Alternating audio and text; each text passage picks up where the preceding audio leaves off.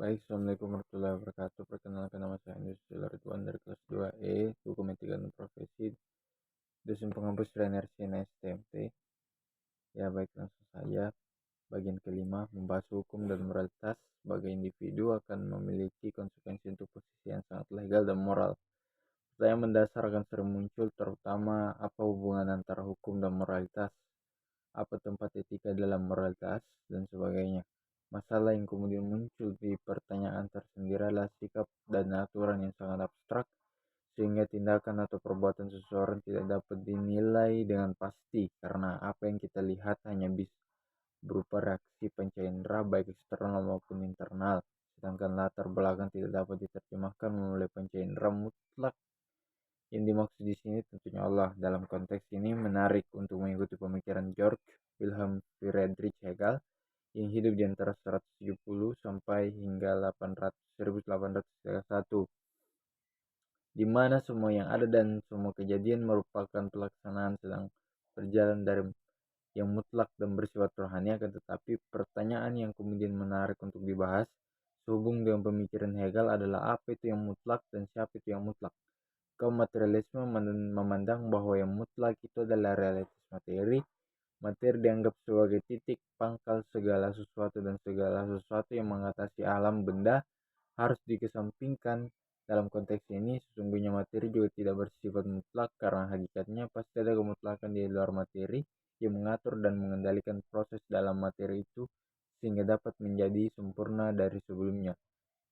Bantahan argumentasi kaum materialisme pada dasarnya tidaklah menjawab pertanyaan apa itu yang mutlak dan siapa itu yang mutlak, karena yang mutlak itu berdiri sendiri dan tiada di atasnya. Untuk menjawab hal tersebut, selanjutnya lahirnya beberapa aliran, yaitu aliran pasifisme, aliran marxis, eksistensialisme. Moralitas sendiri dalam pandangan Kant dibedakan atas moralitas heteronom dan metronom.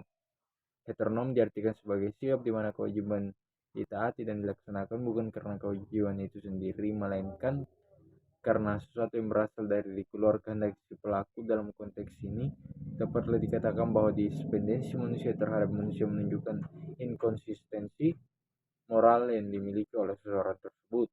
Moralitas otonom di sisi lain digambarkan sebagai kesadaran manusia akan kewajiban yang ditaatinya sebagai sesuatu yang dikehendakinya sendiri karena diyakini sebagai baik. Nah, moral dalam konteks hukum positif, aturan baik buruk atau benar salah dapat diukur dengan menempatkannya pada ketentuan peraturan perundang-undangan. Contoh, seseorang yang kedapatan mencuri. Dalam aturan hukum positif, mencuri itu dapat diganjar dengan aturan perundang-undangan, akan tetapi mencuri dapat pula diganjar dengan hukum yang bersifat etis, yang dalam ukuran moralitas, perbuatan mencuri dianggap sebagai suatu perbuatan yang salah dan buruk. Menurut Kant, seorang yang bertindak demi hukum moral berarti ia bertindak berdasarkan kewajiban sebagai pengejawantahan dari kehendak baik, dan karenanya tindakannya itu baik secara moral. Moral berasal dari bahasa Yunani Latin, yaitu moralis, moris, yang diartikan sebagai adat istiadat, kebiasaan, cara tingkah laku dan kelakuan.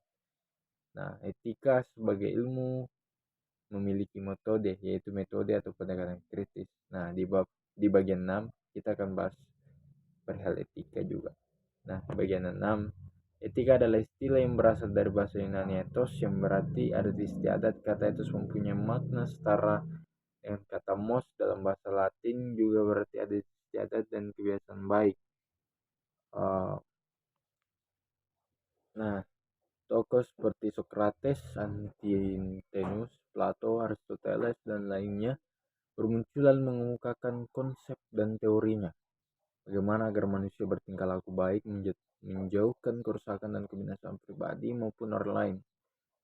Kebenaran filosofis etika. Terdapat 3 postulat etika yang menopang sistem etika. Eksistensi Allah, keberadaan Allah dipandang sebagai sesuatu yang selalu dibutuhkan oleh setiap individu. Allah merupakan sebagai kebaikan tertinggi. Nah, mungkin itu saja yang bisa saya sampaikan. Wassalamualaikum warahmatullahi wabarakatuh.